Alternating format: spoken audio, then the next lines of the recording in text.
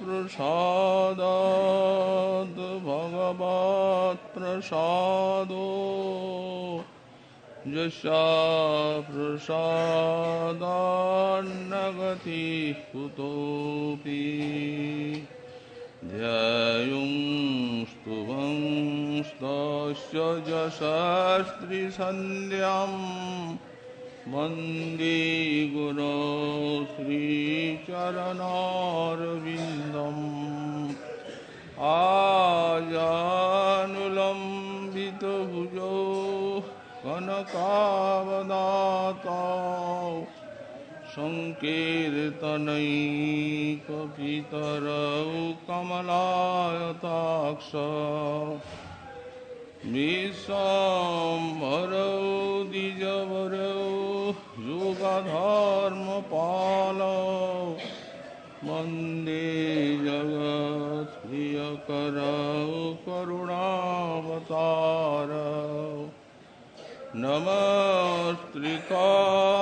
नमस्त्रिकालसत्याय जगन्नाथसुताय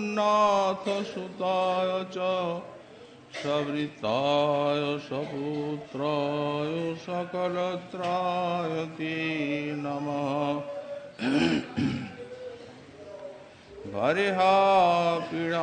बर्हापीडाभिरामं मृगमदतिलकं कुण्डलाक्रान्तगण्डां पञ्चाक्षं कम्बुकण्ठं स्मितसुभगमुखं स्वादुरीन्नस्तवीनुं श्यामं शान्तं त्रिभङ्गं रविकरवसनं भूषितं वैजयन्त्या वन्दे वृन्दावनस्थं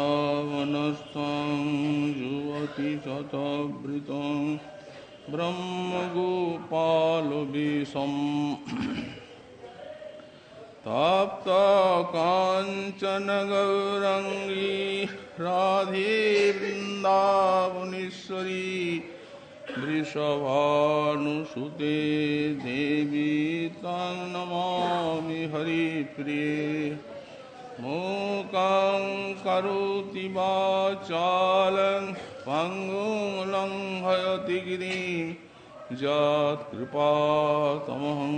वन्दे परमानन्दमाधवम् वाञ्छाकल्पतरुभ्यश्च कृपासिन्धुभ्य एव च पतितानां पावनेभ्यो वैष्णवेभ्यो नमो नमः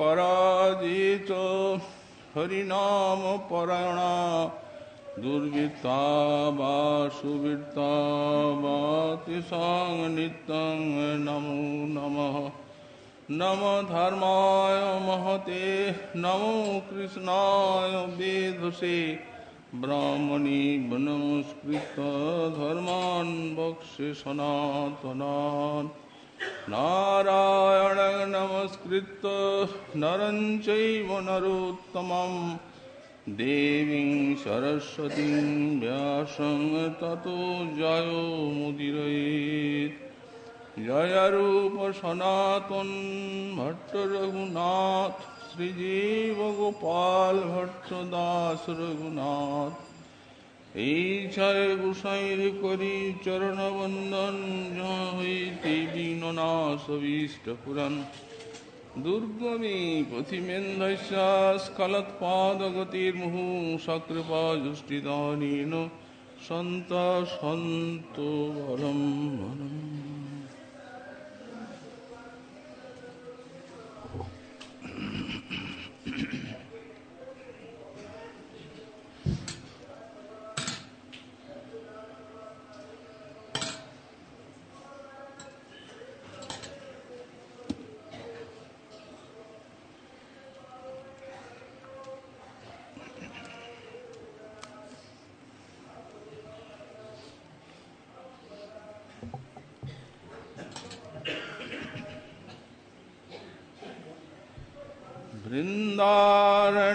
वृन्दारण्यनिकुञ्ज सीमनि नव प्रेमानुभाव भ्रमत् भ्रूभङ्गी लवमोहित ब्रजमणि भक्तैकचिन्तामणि चन्द्रानन्दरसामृत स्रवमणि प्रोद्दामविदुल्लता कोटिज्योतिरुदेति कापि रमणि चूड़ामणिर्मोहिनी।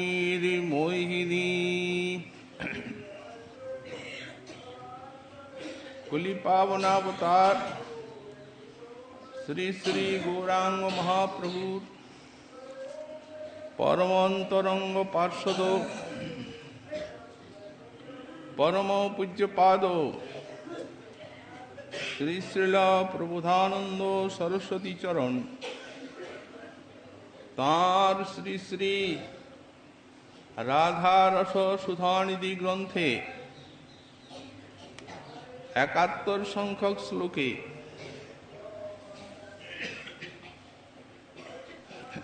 श्री राधा रानी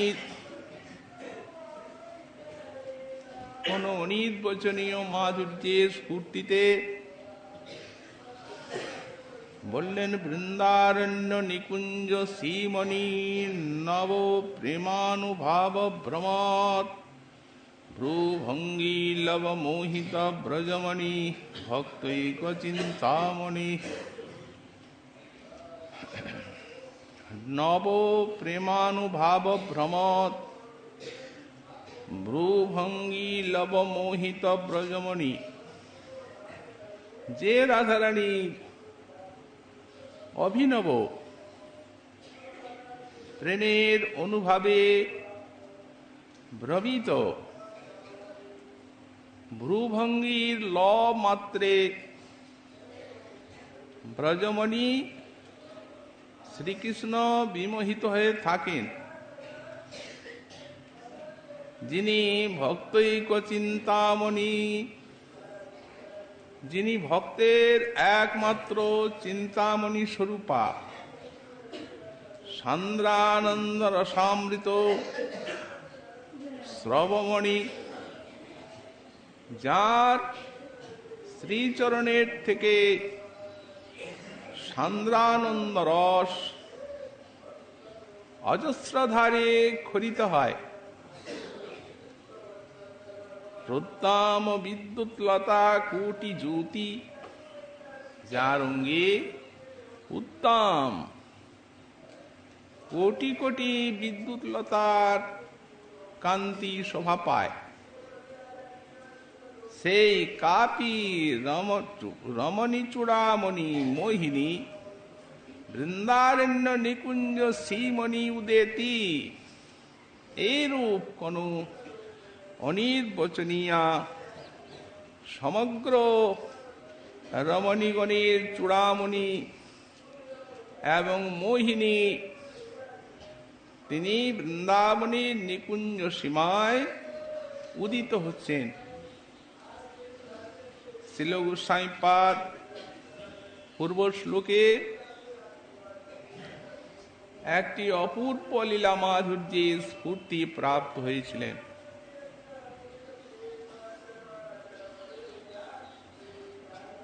সাক্ষাৎকারের মতোই নিবিড় আস্বাদন স্ফূর্তির ভিতরে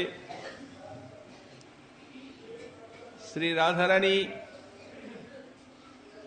এই শ্রীকুণ্ডে শ্যাম সুন্দরের সঙ্গে সখীগণ সহিত মিলিত হয়েছেন।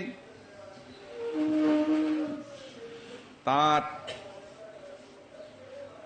অনর্বচনীয় সৌন্দর্য মাধুর্যে চিত্তটা ডুবে আছে। স্ফূর্তির বিরামে সাধক দশায় এই শ্লোকে তারই কিছু আস্বাদন প্রকাশ করছে।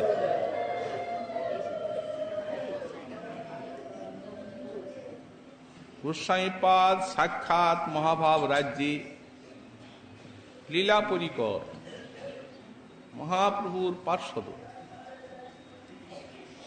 সুতরাং এর স্ফুরণটি হচ্ছে অতি স্বাভাবিক, স্ফুরণে কোনো চেষ্টা নেই। ওই জলধারার মতো স্ফুরণ এসে উদিত হচ্ছে সম্মুখে। ছবির মতো লীলাটি মূর্তিমান হয়ে উঠছে শ্রীপাদ গোস্বামী পাদের নয়নের অগ্রে। হৃদয় যদি যোগ্য হয় তাহলে ভবিষ্যতে রূপ গুণ লীলা এ স্বয়ং এসে চিত্তে উদিত হয়ে থাকে।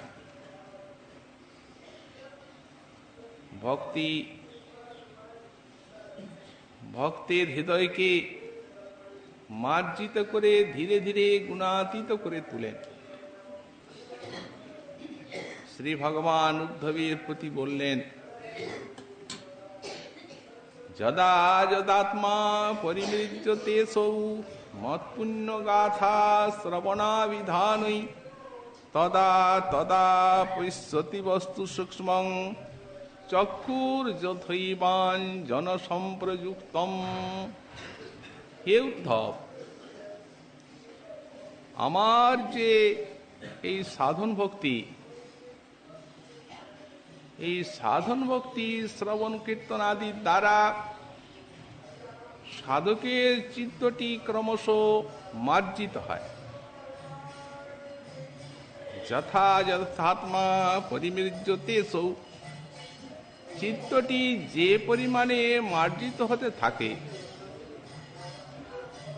সেই পরিমাণে আমার রূপ গুণ লীলা অঞ্জন সম্প্রযুক্ত চক্ষু যেন ক্রমশ উত্তম বস্তু দেখতে পায়। তেমনি আমার সাধন ভক্তির দ্বারা চিত্তটি যেভাবে পরিমার্জিত হয় সেইভাবে আমার রূপ গুণ লীলা অনুভব তিনি প্রাপ্ত হয়ে থাকেন। তখন এমন অবস্থা আসে, ভুলতে চাইলেও আর ভুলা যায় না। প্রথম অবস্থায় সাধক চিন্তা করেন লীলা, কিন্তু গুণরঞ্জিত মন কখন যে সেই লীলাকে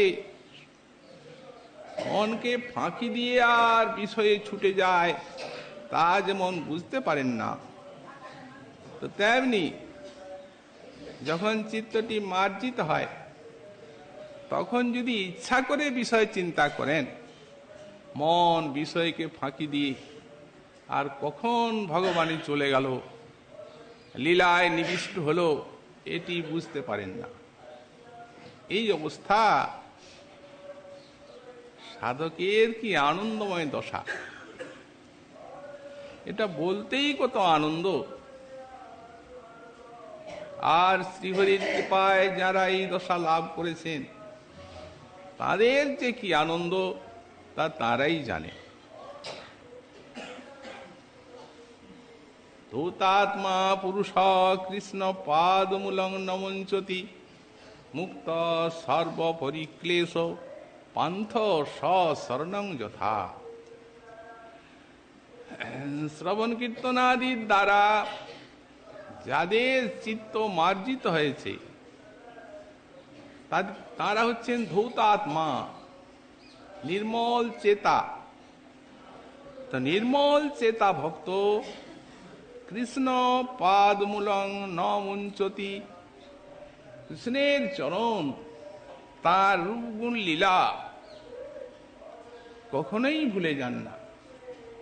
মন গোবিন্দ চরণে মধুকরের মতো যখন সেই চরণারবিন্দের মকরন্দ আস্বাদনে প্রলুব্ধ হয়, তখন কি সেই মন আবার ভগবানকে ওই চরণ ছাড়ে?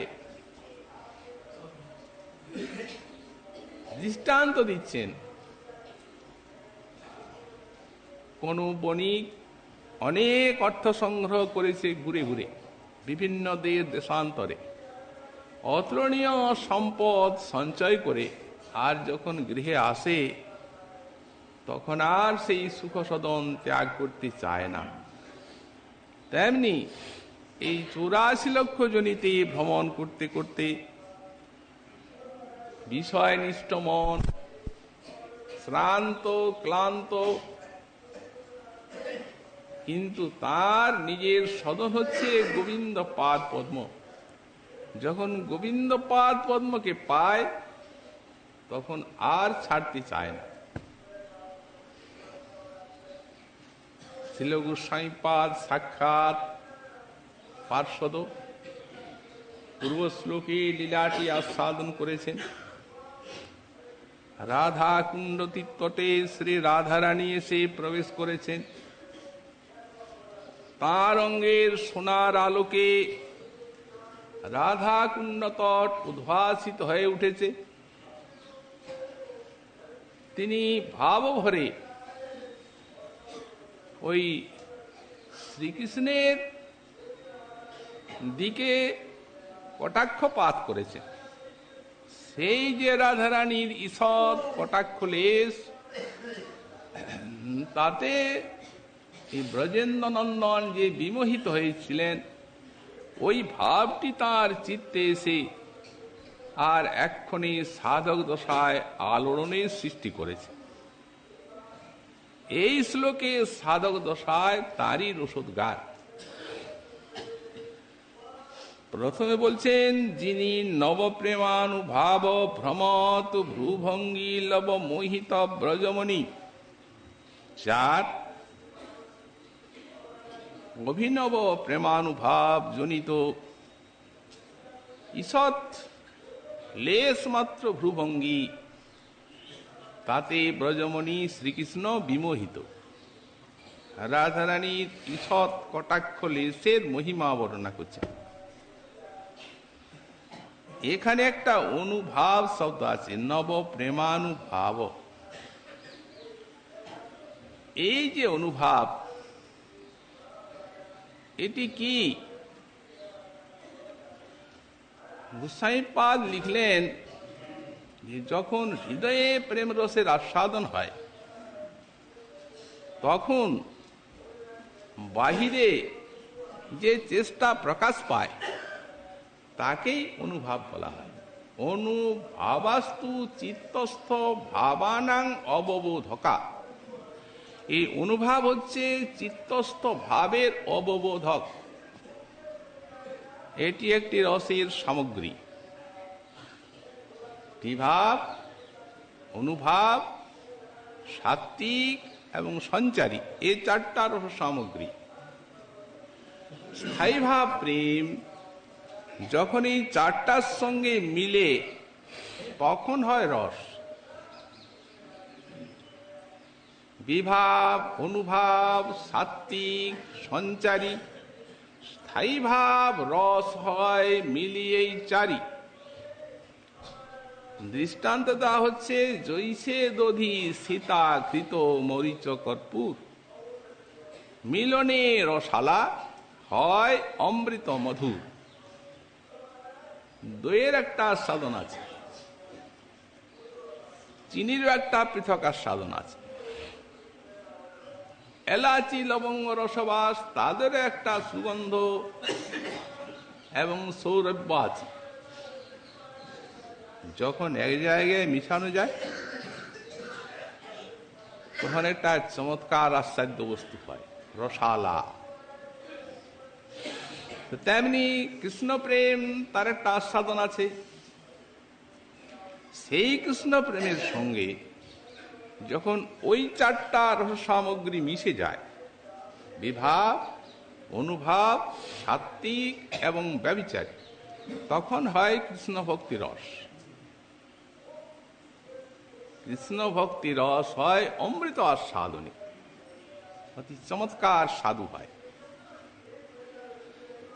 এখন গোস্বামীপাদ তো ভক্তিরসামৃত সিন্ধু গ্রন্থে সবগুলি ব্যাখ্যা করলেন সাধারণভাবে 5টি রসেরই। এখন সেখানে অনুভবও বর্ণনা করেছেন। সেখানে লিখেছেন লক্ষণটা, অনুভাবাস্তু চিত্তস্থ ভাবানাং অববোধকা। অনুভাবটি হচ্ছে চিত্তস্থ ভাবের অববোধক, বাহিরে সেই ক্রিয়াতে প্রকাশিত হয়। চিত্তে ভাব আস্বাদন হলে কিভাবে? সাধারণভাবে সব রসের বলছেন, যেমন নৃত্য, গীত, রোশন, বিলুঠন, হুঙ্কার, জিহ্বা, দীর্ঘশ্বাস ইত্যাদি সব রসের সাধারণ অনুভব। হৃদয়ে অনুভব ভাবের আস্বাদন হলে বাইরে এই চেষ্টাগুলি প্রেমিকের প্রকাশ পায়। কিন্তু ভক্তিরসামৃত সিন্ধু গ্রন্থ করার পরে দেখলেন উজ্জ্বল নীলমণি, একটা সমুদ্রের থেকে যেন রত্ন বেরোয়, তেমনি এই ভক্তিরসামৃত সিন্ধুর থেকে এই উজ্জ্বল নীলমণি বেরিয়েছে। যারা মধুর ভাবে রাগানুগীয় উপাসক, তাদেরকে এই মণিটি কণ্ঠহার করতে হবে। প্রথমে ভাবের মূরতি রাধা, চিন্তা করবেন কি দিয়ে? শুধু ভাব নয়, মহাভাবোজ্জ্বল রত্ন রত্নোদ্ভাবিত বিগ্রহম, মহাভাব চিন্তামণি রাধার স্বরূপ, কিন্তু তার স্বরূপ। সুতরাং যদি লীলা চিন্তন করতে হয় রাধা মাধবের, তাহলে এই সমস্ত রসামগ্রীর সঙ্গে পরিচিত না হয়ে উপায় নেই। প্রাকৃত মনে হবে লীলা। কারণ রাধা মাধবের এই মিলন ভাবে একটা প্রাকৃত ভাবে সাদৃশ্য আছে। তো এই জন্যে গোস্বামীপাদ এই মধুর রস জাতীয় রাগানুগীয় ভক্তের কণ্ঠে এই নীলমণির হার পরিয়ে দিয়েছে, উজ্জ্বল নীলমণি। সেখানে যখন অনুভব বর্ণনা করছেন, তখন বলছেন উজ্জ্বল রসের 3 প্রকার এই অনুভব। একটি হচ্ছে অলঙ্কার, একটা হচ্ছে উদ্ভাস্বর, আর একটা হচ্ছে বাচিক। 3 প্রকার। তো অলঙ্কার একমাত্র ব্রজসুন্দরী গণেরই, এটা 20 প্রকার আছে। হাব, ভাব, হেলা, এগুলি প্রথম। যখন বয়সন্ধি এলো, তো এই হাব, ভাব এবং হেলা, এই 3টি অলঙ্কার, এগুলিকে বলা হয়েছে অঙ্গজ। শোভা, কান্তি, দীপ্তি, মাধুর্য ইত্যাদি এই রূপ 7টাকে বলা হয়েছে অযত্নজ। এগুলি বিনা যত্নেই প্রকাশ পায়।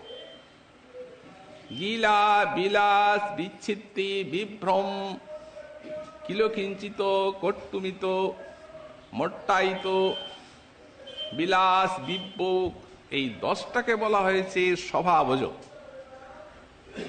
এগুলি ব্রজবালাগুণীর স্বভাবের থেকে জাত হয়। এতগুলি অলঙ্কার, এগুলি সব বিভাগ,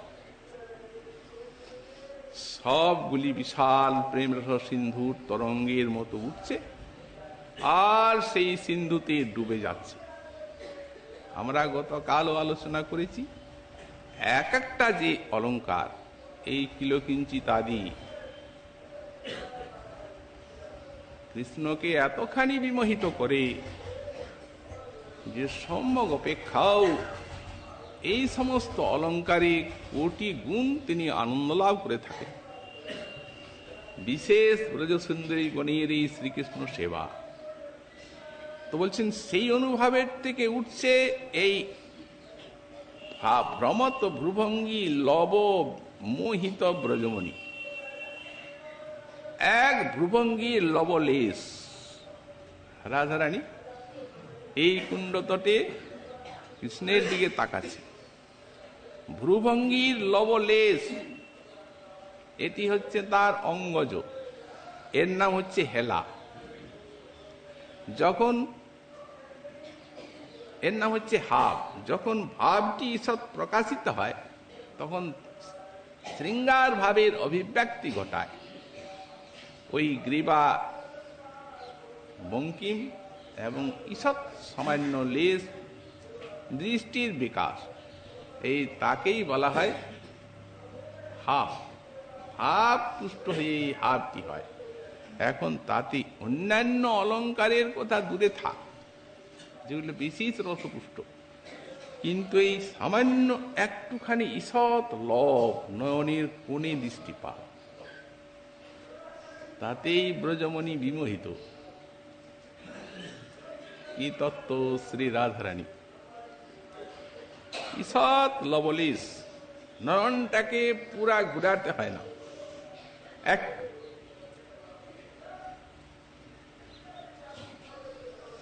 শ্রীমদ দাস গোস্বামী পাদ বর্ণনা করেছে, যৎপ্রান্ত দেশ লবলেশ বিঘূর্ণিতেন বদ্ধ খনাত ভবতি কৃষ্ণ করিন্দ্র উচ্চৈ তৎ খঞ্জরীট জয়ী নেত্র যুগং কদায়ং সম্পূজয়িষ্যতি জন স্তবকজ্জলেন। রাধারানীকে সাজাচ্ছেন গোস্বামী পাদ কিঙ্করী রূপে, তুলসী মঞ্জরি শৃঙ্গার সেবা করছেন প্রাতঃকালীন। নয়নে কাজল দেবেন, সামনে বসেছেন, কাজলের বাটি হাতে তুলি। কাজল দেখে ঈশ্বরী চারদিকে তাকাচ্ছে, ওই বুঝি কৃষ্ণ এল। উদ্দীপন কৃষ্ণের কি করে কাল পড়াবেন? এখন তাকে সেই রূপ কৃষ্ণ মাধুরীর আস্বাদন দান করতে হবে। দাঁড়াও, একটু স্থির হও। তুমি যাকে ভাবছো সেটি নয়, এটি কাজল। তোমার এই নয়নের সেবার একটা উপচার। তোমার নয়ন কেমন জানো? তুমি তখন স্থির হয়ে দেখছেন কি বলছে, নিশ্চয়ই কৃষ্ণ কথা শোনা। তোমার নয়ন দেবতা, দেবতার তো পুজো করতে হয়, তো তোমার এই নয়ন দেবতার এই কাজল দিয়ে পুজো করব। এমন দেবতার কি পুজো করতে হয় না, যে দেবতার ঈষৎ লবলেশ মাত্রে কৃষ্ণ করি বদ্ধ হয়ে থাকেন। যৎপ্রান্ত দেশ পুরাটন লবলেশ, এখানে যে লেশ বলা হয়েছে, বিঘূর্ণিতেন বদ্ধ খনাত ভবতি কৃষ্ণ করিন্দ্র উচ্চৈ। মনে পড়ছে সেই যে কৃষ্ণ উত্তর গোষ্ঠে আসছিলেন আর তুমি চন্দ্রশালিকায় কৃষ্ণ দর্শনের জন্য, পূর্বরাগের ভূমি। শতকোটি ব্রজসুন্দরী নয়ন উপচারে কৃষ্ণের আরাধনা করছেন, কিন্তু তার কোনো দিকে দৃষ্টি নেই। তিনি দেখছেন কোথায় রাধা, চারদিকে নয়ন ঘোরাচ্ছেন। এখন সখীগণ যখন উত্তরগোষ্ঠ হচ্ছে, রাধারানীকে বলছেন, নিয়ে এসেছেন কৃষ্ণ বিরোহিনী, চলো কৃষ্ণ দর্শন করো। বনের থেকে ফিরছে, সুন্দরী পৈশ্য মিলতি বনমালী, ওই দেখো বনমালী আসছে। রাধারানী তখন কৃষ্ণ রাধারানীকে দেখতে পান নাই, তখন তিনি তাকাচ্ছেন, তাঁর উপমাধুরী নয়ন চষকে আস্বাদন করছেন। সারাদিনের বিরহ ব্যথা একটুখানি দর্শনেই শান্ত হল। অমৃত সিন্ধু রস আস্বাদন করলেন। কৃষ্ণ তো চারদিকে তাকাচ্ছেন, কোথায় রাধা। যেমনি এরপর কৃষ্ণ সেই রাধারানীকে দেখেছেন, সঙ্গে সঙ্গে লজ্জা এসেছে, চলে যাবে। ঘুমটা টেনে যাবেন, 2-3 পা এগিয়েছেন, মনে হচ্ছে যে আর একবার দেখে যাব। লজ্জাকে স্তুতি করছেন, হে লজ্জে, পুরা নয়নটা বলি নাই, 2টা না 1টা, বাঁ নয়ন। এই বাম নয়নের কোনটা একটু ছেড়ে দাও দয়া করে। ওই বাম নয়নের কোণে সেই রূপসিন্ধু মাধুরী একটুখানি লেহন করি। স্তব করছেন লজ্জাকে। তারপরে ওই বাম নয়নের কোণে ঈষৎ দর্শন, লবলিস খণ্ডম ভ্রষ্টঞ্চ পীতবসনং ব্রজরাজ শুনু। হাতের থেকে বাঁশিটা স্খলিত হয়ে পড়ল, কটাক্ষের এত প্রভাব। মস্তকের ময়ূরপুচ্ছে চূড়াটি স্খলিত হয়ে গেল, পীত বসন পীত উত্তরীয় স্খলিত হয়ে পড়ল, শেষকালে মূর্ছিত হয়ে পড়লে। জৈস্যা কটাক্ষ সরপাত বিমূর্ছিতস্য সাংরাধিকা পরিচরামি কদা রসেন। সেই রাধারানীকে রসের সঙ্গে কব পরিচর্যা করব। এত প্রভাব এই লেশ মাত্র কটাক্ষের কৃষ্ণের উপরে। ব্রজমণি বলা হয়েছে কৃষ্ণকে, অর্থাৎ লক্ষ লক্ষ ব্রজাঙ্গনা, তাদের সবারই মহাভাব আছে, কিন্তু রাধা বিহনে সব ব্যর্থ। গোস্বামীপাদ প্রথম মিলন দিন যে রাস রজনী, সেই রাস রজনীতে ব্যাখ্যা করেছেন, বলেন এই যে কৃষ্ণ সব বংশী সুরে 300 কোটি গোপীকে যে আহ্বান করলেন, সকলেই এসেছেন চারদিকে, কিন্তু ডেকে আর তিনি উপেক্ষা বাণী বলতে আরম্ভ করলেন, ঘরে ফিরে যাও, কেন এলে, নানা রূপ সব ভয় দেখাতে লাগলেন। তারপরে গোপীগণ প্রার্থনা বাণী অনেক বললেন কৃষ্ণকে। শেষকালে যখন উপেক্ষা প্রার্থনা যখন সব পূর্ণ হলো, তখন সুকমণি বলছেন তাভি সমেতাভিরুদার চেষ্টিত। উদার চেষ্টিত শ্রীকৃষ্ণ তাদের সঙ্গে মিলিত হলেন। এইখানে তাভি সমেতাভি কখন মিলিত হলেন বললেন, যখন সমেতাভি সমা ইতাভি। সমা ইতাভিটা কি? ইতাভি মানে প্রাপ্তাভি, আর সমা মানে রাধা।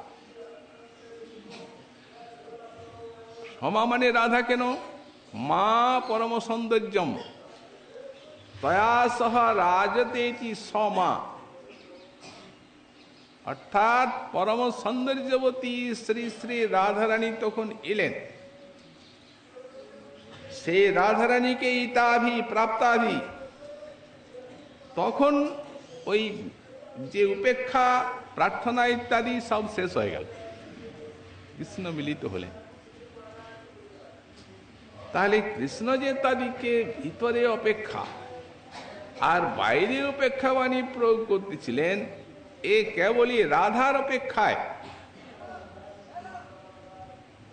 রাধা বিনা রাসলীলা নাহি ভাই শীতে, ভালো লাগে না। রাধারানীকে আস্বাদন করার জন্যই রাস। আর সব গোপীগণ রস উপকরণ, ওরা হচ্ছে রসের উপকরণ। কোন গৃহে আপনি নিমন্ত্রিত হয়েছেন, নানাবিধ ব্যঞ্জন দিচ্ছে গৃহকর্তা আপনাকে, আপনি বসে আছেন।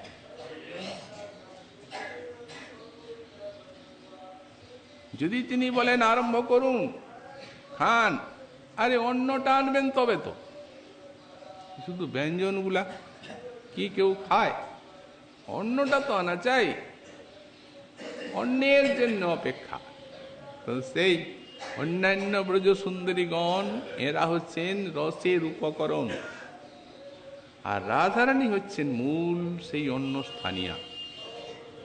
এই জন্যেই রাসক্রীড়ার মূল অধিকরণ স্বরূপা রাধা। ওনার তো দেরি হচ্ছে, তো সকলেই তো চলে এসেছেন বাঁশির আকর্ষণ, কিন্তু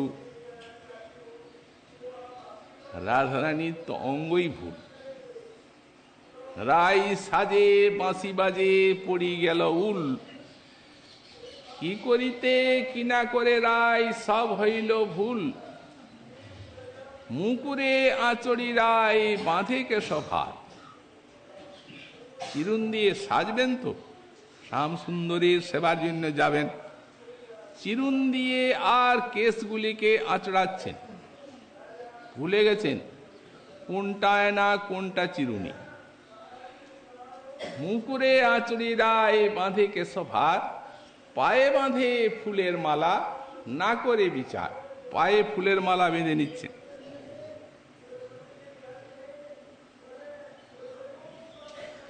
গলেতে কিঙ্কিনি পরে জঙ্ঘে পরে তার, গলায় কিঙ্কিনিটা পরছেন, কোটি দেশে হার পরছেন, হাতে নুপুর পরছেন, আর চরণে পরছেন তার বাহুর অলঙ্কার। নয়নে চরণে কাজল পরে নয়নে আলতা, যেটি নয়নের কাজল সেইটি চরণে লেপন করছেন, আর চোখে লাগাচ্ছেন আলতা। হিয়ার উপরে পরে বঙ্করাজ পাতা, 5 মেলটা হিয়ার উপরে পড়ছে। বংশী বদনে কহে যাও বলিহারি, এই শ্যাম অনুরাগের বালাই লইয়া মরি।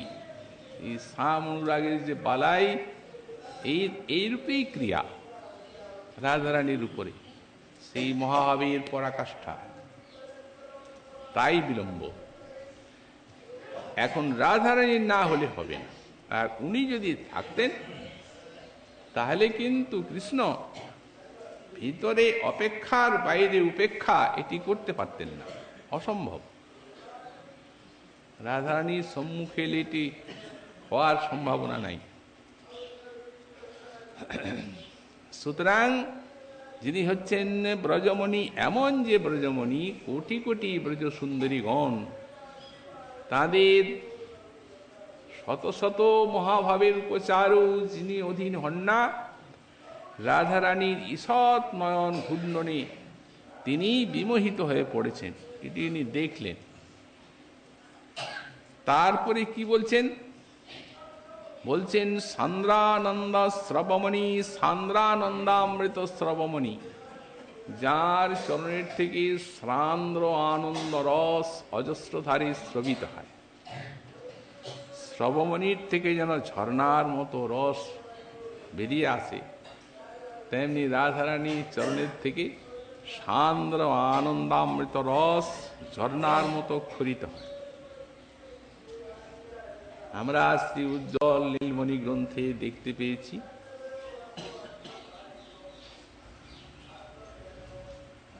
রাধারানী কৃষ্ণ দর্শন পেয়েছেন গোবর্ধনে, যেখানে কৃষ্ণ দর্শন পেয়েছেন জ্যৈষ্ঠ মাসের দ্বিপ্রহর, যেখানে কৃষ্ণ দর্শন পেয়েছেন সেই স্থানটি হচ্ছে সূর্যকান্ত মণির জায়গা, এই প্রস্তরটা, সেইখানে দাঁড়িয়ে কৃষ্ণ দর্শন পেয়েছেন। দাঁড়িয়ে আর গোবিন্দকে দেখছেন, কেমন ভাবে দেখছেন, কেমন সেই জায়গা। গোস্বামীপাদ বলছেন তীব্রার্ক দ্যুতি দীপিতৈরশীলতা ধারা করাল আস্ত্রিভি, সেই স্থানটি হচ্ছে ওই যে রৌদ্র, সেই রৌদ্রে ওই সূর্যকান্তমণি একেবারে আগুন হয়ে আছে। আবার সেই সূর্যকান্তমণিগুলি তরবারির মতো ধারালো।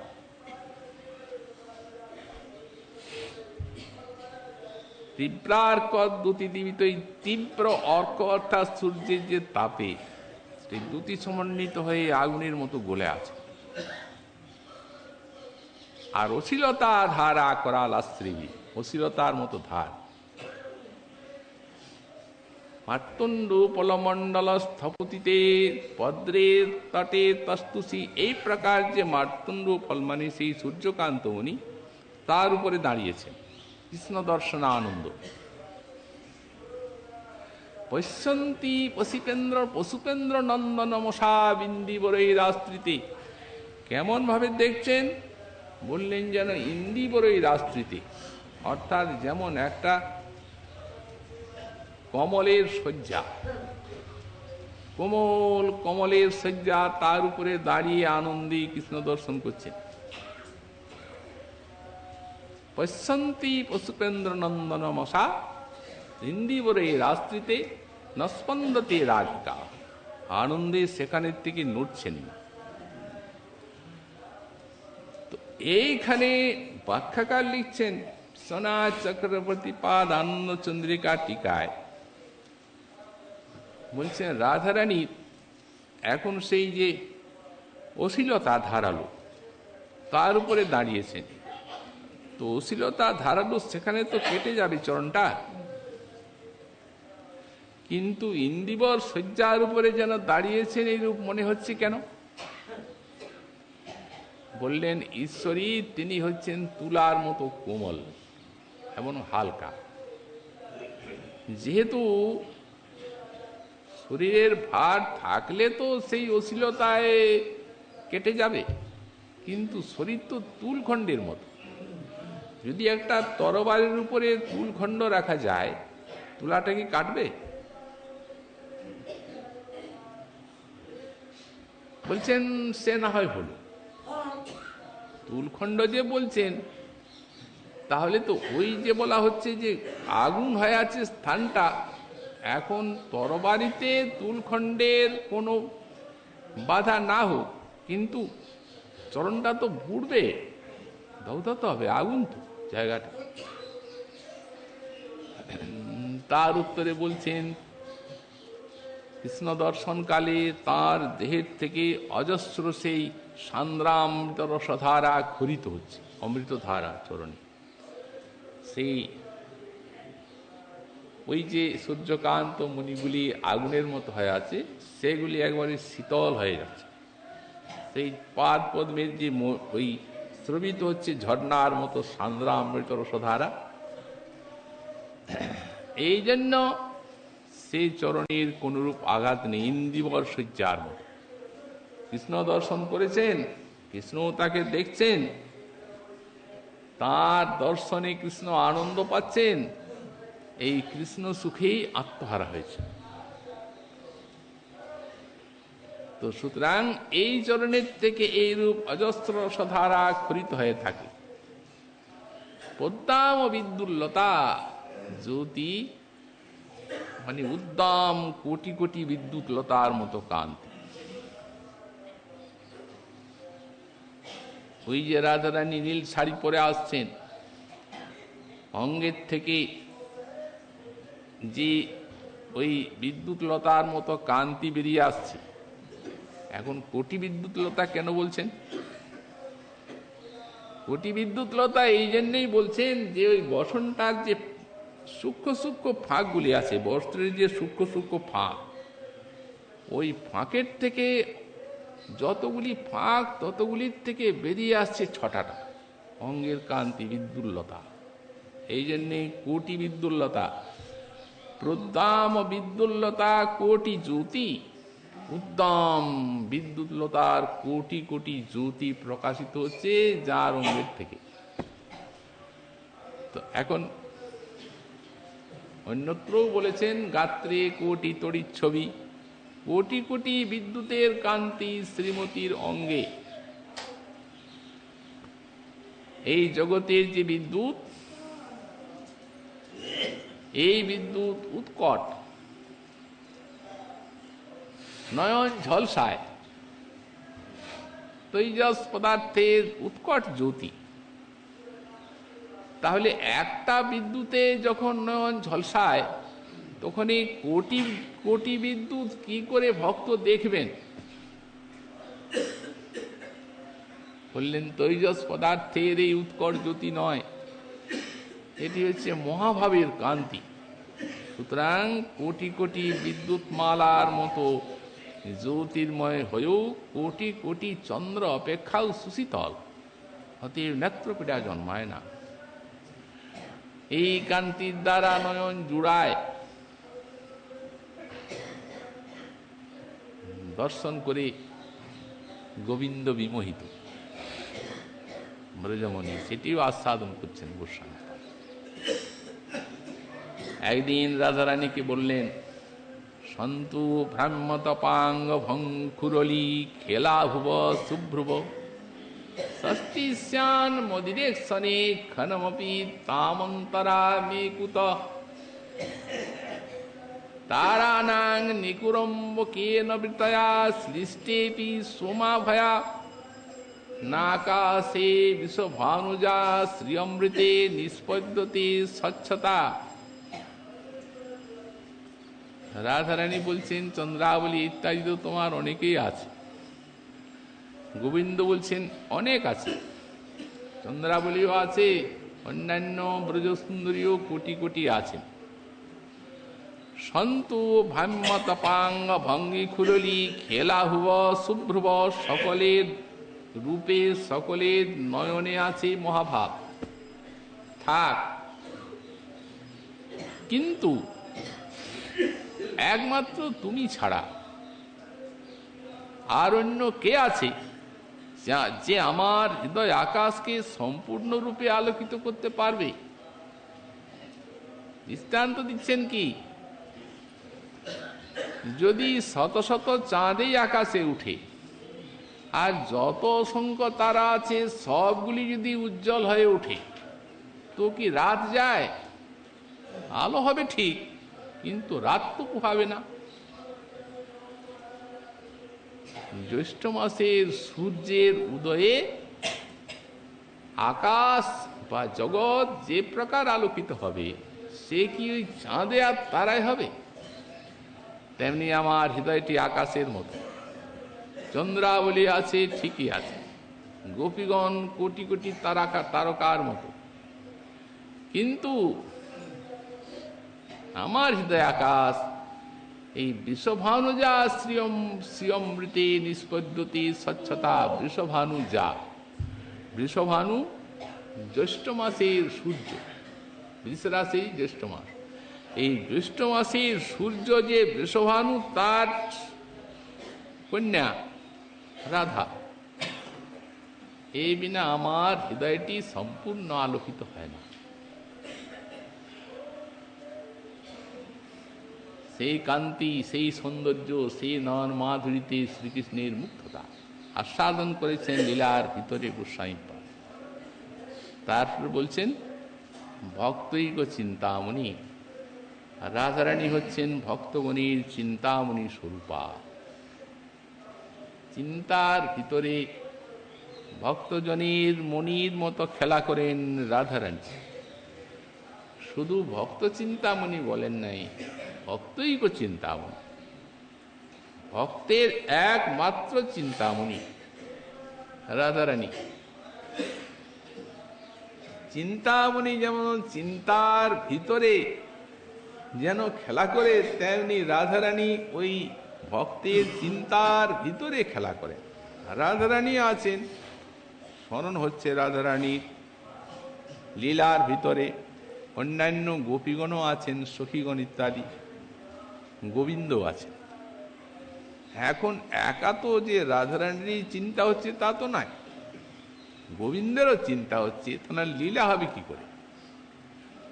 সখীগণও যুগল মাধুরীকে অজস্রভাবে বর্ধিত করেন, পুষ্ট করেন, আস্বাদ মধুর করে থাকেন।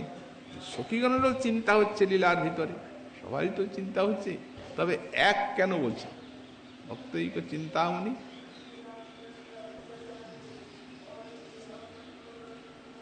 লীলার ভিতরে গোবিন্দ আছেন, খেলা করছেন, সখীগণও আছেন, সকলেই আছেন।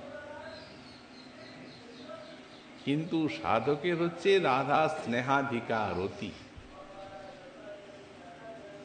রাধা রানীতেই একমাত্র প্রীতি।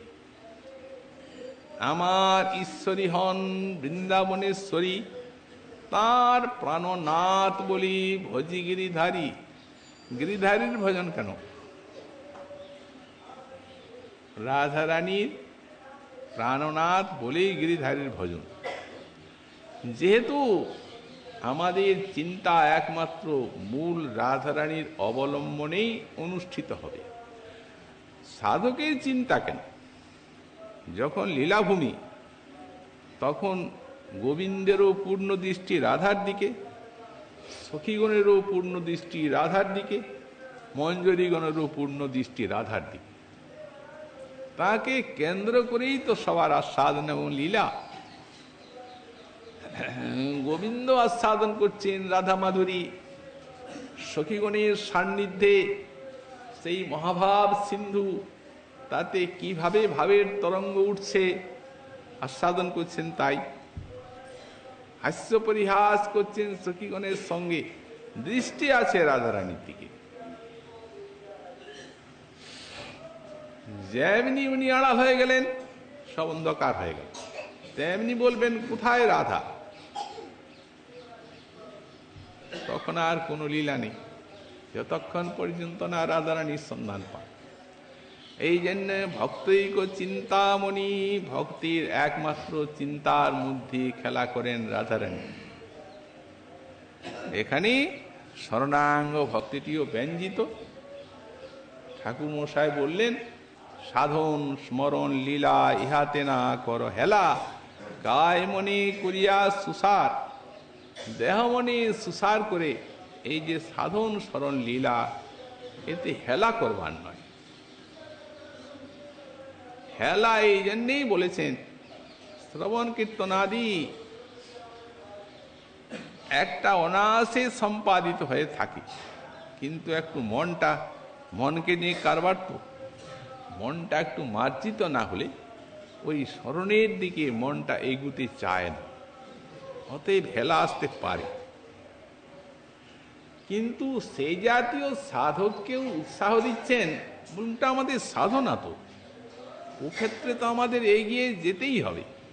আর শ্রবণ কীর্তন তো চলছে, শ্রবণ কীর্তন চলতে চলতে যখন সেই শ্রবণ কীর্তনের দ্বারা ওই যথাযথাত্মা পরিমৃজ্যতে সুর, ধীরে ধীরে যেভাবে চিত্তটি মার্জিত হতে থাকবে, সেইভাবে তো আপনা আপনি লীলা এসে উদিত হবে।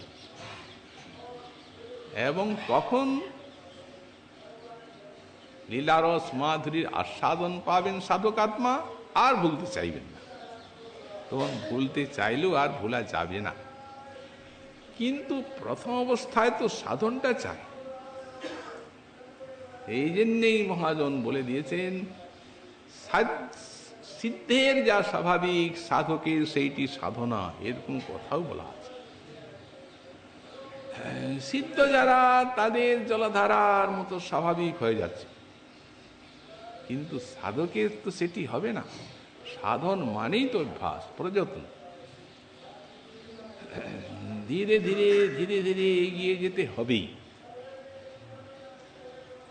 কেন বললেন? যেহেতু আমাদের এই গৌড়ীয় বৈষ্ণবের রাগানুগীয় মধুর রসের উপাসকের ওই স্বর্ণাঙ্গ ভজনটি মুখ্য।